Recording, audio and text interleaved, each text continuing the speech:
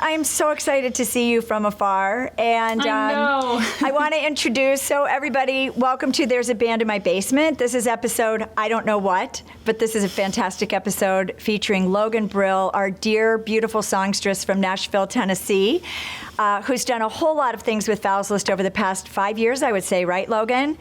And yeah, it's been a minute. So we're going to go into some backstories, some funny things about when she and her band of all guys slept in our basement, and all of those crazy stories, a little bit of behind the scenes of what goes on, really. Because when gorgeous Logan gets on the stage in her short shorts and her cowboy boots and her hair, it just looks like Hollywood. And but there's a lot of fun behind the scenes that happens, not on the Hollywood thing. So welcome, Logan Brill, and tell me about your venue before we really get into the meat of it. My venue is quite a hodgepodge. I am working out of a storage closet in my basement, which I have sort of made into a makeshift studio. I've been working and recording down here for the past couple months in lockdown. I have 4 devices running right now, and I have rigged it so that I think it should work, but we'll see what happens. I know, we're all like the peanut gallery trying to do these things that, I mean, you obviously are a technician, you know what to do on stage, but this is so DIY, isn't it? It is totally DIY. Yeah, it is. But I mean, that's kind of the fun of this season. You know, it's like we're all sort of learning to adapt and be I creative. love that you so, call yeah. it a season. The pandemic is a season. That's a much more sexy, romantic category, right? Yeah, we do what we can to make ourselves feel better about it. It is, I mean, it's hard, but it's definitely, I'm calling it a season. Well, you're smiling and you look beautiful, so it's definitely done good things for you. So anyway, I want to just begin with memories, and I wanted to start with, like, do you remember how we met? I think I discovered your music and immediately called your manager at Red Light Management at the time, and was like, can we book her for a million things? And, you know, I think he was a little bit like, who are you and who's Valslist? But he liked our concept.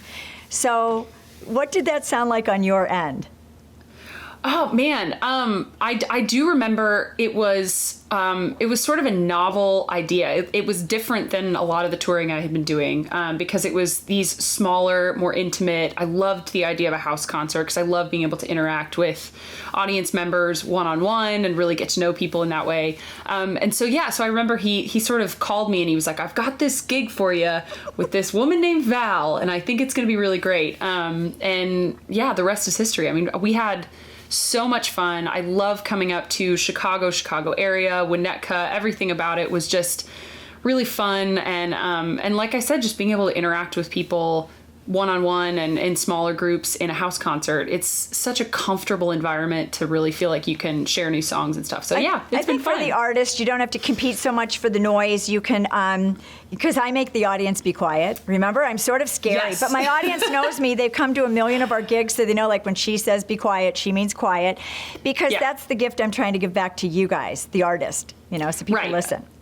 Yeah, of course. I want to talk about your family a little bit because I remember being really impressed by your relationship, especially with your parents. I think you told me you have hippie parents, and I take that as a really big compliment. So yes, I'd love to know, tell the audience more about your upbringing and your family dynamics and your great parents. Oh, yeah. I have, I mean, seriously, I know everyone says they have the best parents in the world, but I truly love my parents so much, and they've given me so much, creatively, and so much freedom to explore and make a really unconventional life for myself, living by their example. My parents split when I was young, so I grew up in two sort of very different situations. My mom lived in sort of a conservative upper middle class suburb of Knoxville, and then my dad lived out like in the absolute middle of nowhere, built a rustic cabin on about 40 acres, heated by a wood stove. We had to like chop wood in the fall to get ready for the winter. We didn't have TV. He let us paint on the walls if we felt like it. It was a very, we didn't have neighbors. We didn't have a lot of people to interact with. There wasn't a lot to do out there.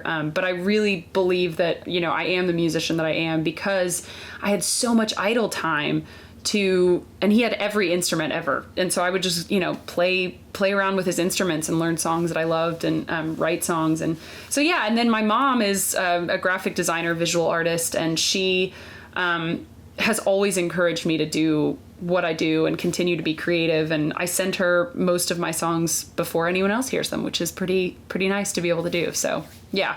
We look to our songwriters to sort of help us describe our feelings. We don't have, in our own heads, we're feeling certain things, but when we hear songs that describe it well, it's such a cushion for us. It's such a blanket for us to say, yes, they've got it right. So we do count on you guys, So I have a couple more questions for you. What do you miss most about touring?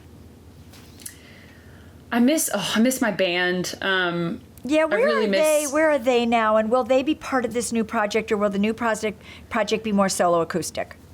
They normally don't play in the studio with me. They normally are just sort of part of the live show. And of course I hope that they're ready to come on the road whenever that kind of happens. But yeah, I mean, I think they've had to adapt in a lot of ways too. I know, like I said, some of them have been, working landscaping jobs. I know, so some of them have been playing with, Kaylee Hammock, who's another Nashville artist who's done really well. And she sort of helped start this landscaping networking business for musicians in Nashville who are out of work, which is really great. Wow.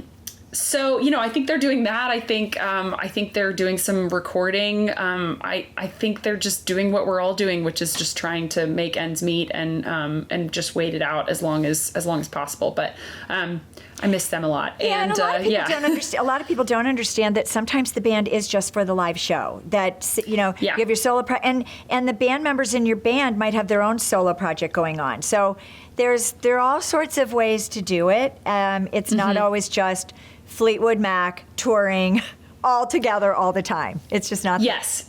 Yeah, especially for, you know, as a solo artist, you know, I write and record most of my music by myself with either, you know, a studio band that I kind of hire out once the songs are done, instead of sort of collaborating. But yeah, you know, making it work. But I do really miss my band and miss traveling and all those things. So hopefully tell soon. them I said hi. You miss smelling the bad socks, boys' bad tennis shoes, stinky tennis shoes in the van. Yes, I do. Oh, and I would love, whenever you'd come to my house, I'd love to like, can I look in your van? And I'm looking in there like a mom. Like, these wet towels should be hung up. Like, Logan, you have to crack that whip with these boys. But they're darling. I love your band, and I miss them too. Well, Logan, we cannot wait to get you back into Winnetka because they're literally begging you to come. And, you know, you sang in our music festival, the Winnetka Music Festival, and I think it was year one maybe, or year two. It was. So year one. I think it was year one because I was blown away. Truly, I've played so many festivals, and for that first year to be that successful and that seamless and well organized, and the bands were amazing, the crowd was amazing. Thank you. Kudos to you for that. Yeah. Well, we're in year 4 already, so how time flies. And we were completely booked. We had St. Paul and the Broken Bones as our headliner this year. Like, we were so there. And then, of course, we had to cancel along with everybody else. But we're coming back, and, you know, we're in one way or other. Like, I'm talking to my team, like, let's do a parking lot festival. Like, we have to create a model that can't break, even if we're not there yet next year. So we'll see how all of that goes. But literally, our town, every time they see me, they're like, can you bring Logan Brill back? And I'm thinking, we will. So it's just a drive away. And I hope there comes a time very soon when we can have you in front of an audience safely. Yeah, and obviously I'm on social media with, you know, Logan Brill Official, Logan Brill Music. I also just launched a Patreon page, which I'm going to put a lot of new demos and new videos and sort of exclusive content on. So you can find me on Patreon. Just search Logan Brill. And for people who don't know what Patreon is, it's Patreon, and it's a way to support an act that you really especially love, where you want to be a little bit more than just a come and go fan. You want to be like a super fan. And there are different ways that you can contribute to the artist, and then you get great things back. You get perks back for sort of following that artist. So check it out for sure. Definitely, yeah. I'll be putting some, like I said, exclusive content, and I'm excited to share some new music there. So, yeah, check me out there. Thank you, Logan. We love you. We adore you. And until next time, a bientôt, right? Until next time. Yes, exactly. You and I both speak French a little bit, right? That's right. Yeah, we do. I forget that. Yeah, we sort of. It's been a hot minute for me, but I remember that. Like, don't ask me to say anything in French, but I can say au revoir and je t'aime and a bientôt. Yes, à bientôt. Merci beaucoup. Merci. Au revoir. Yeah, au revoir. It's good to see you. Thank you. Love you. Bye-bye. Bye.